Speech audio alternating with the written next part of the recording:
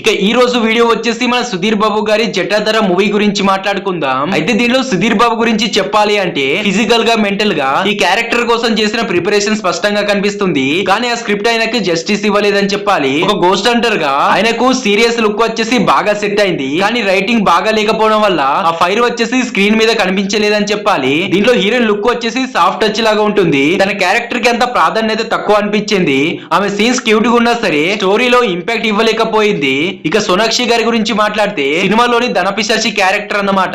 పేరు వింటేనే భయంగా ఉండాలి, కానీ ఆ ఫీల్ వచ్చేసి దీనిలో లేదని చెప్పాలి. ఇక ఈ క్యారెక్టర్ పవర్ఫుల్ గా డిజైన్ చేసి ఉంటే ఈ సినిమా హాఫ్ లెవెల్ పెరిగేదని చెప్పాలి. ఇక ఈ మూవీలో ఉండే ప్లస్ పాయింట్స్ గురించి మాట్లాడితే సుధీర్ బాబు గారి ఇండియన్ స్క్రీన్ ప్రెసెన్స్ బాగున్నాయి. ఎక్కడ చూసినా సిన్సియరిటీ కనిపిస్తుందని చెప్పాలి.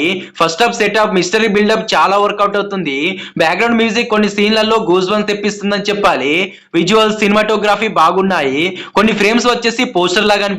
నాకైతే మైనస్ పాయింట్స్ అంటే చాలా ఉన్నాయి. స్టోరీ వీక్ గా ఉందని చెప్పాలి. ఎంత పెద్ద కాన్సెప్ట్ అయినా సరే పాత రూట్ లోనే నడుస్తుంది భయ్య ఈ మూవీ. సోనాక్షి సింహ లాంటి యాక్టర్ కి శక్తివంతమైన క్యారెక్టర్ రాయకపోవడం పెద్ద లాస్ అని చెప్పాలి. ఎమోషనల్ గా కనెక్ట్ అస్సలు కాలేం భయ్య. సెకండ్ హాఫ్ మొత్తం లాస్ అయిపోయింది. గ్రాఫిక్స్ కూడా ఈ సినిమాకు అంత హర్రర్ ఫీలింగ్ ని ఇవ్వలేకపోయాయని చెప్పాలి. ఇక దీంట్లో ఉండే స్టోరీ చిన్నగా చెప్తా వినండి. సుధీర్ వచ్చేసి ఒక గోస్ట్ హంటర్ అన్నమాట. ఆత్మలు ఉన్నాయా లేదా అని ప్రూవ్ చేయడానికి రీసెర్చ్ చేస్తూ ఉంటాడు. కానీ అతని మిషన్ వచ్చేసి ఆత్మల జోలికి వెళ్లి తెలుసుకోవడం లాంటిదన్నమాట. అయితే ఒక గ్రామానికి వెళ్తాడన్నమాట. ఆ గ్రామం పేరు వచ్చేసి రుద్రపురం. అక్కడ దాగి ఉంది ఒక శాపగ్రస్త నిధి అన్నమాట. ఆ నిధిని కాపాడుతున్న ధనపిశాచి సోనాక్షి గారు తన కుటుంబానికి జరిగిన అన్యాయం, తల్లిదండ్రుల ఆత్మలు, శాప విమోచనం ఇవన్నీ కలిసి జటాధర స్టోరీ అన్నమాట.